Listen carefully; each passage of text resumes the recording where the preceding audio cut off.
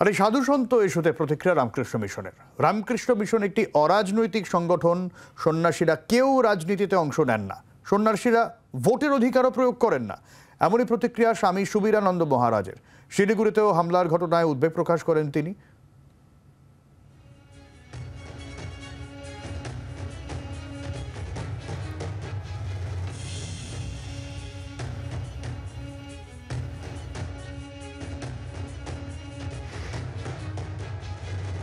আমরা একটি অরাজনৈতিক প্রতিষ্ঠান, আন্তর্জাতিক প্রতিষ্ঠান।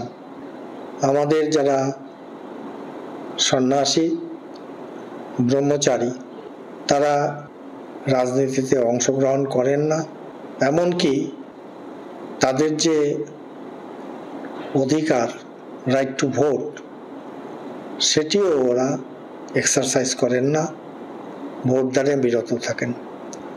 শিলিগুড়িতে যে জমিকে কেন্দ্র করে কিছু সমস্যা হচ্ছে, আমরা প্রশাসনের দৃষ্টি আকর্ষণ করেছি এবং সেই যে জমি, সেই যে ইনফ্রাস্ট্রাকচার, সব কিছু কিন্তু মানব কল্যাণে নিবেদিত। বাংলার আওয়াজ, বাঙালির আবেগ, জি 24 ঘন্টা।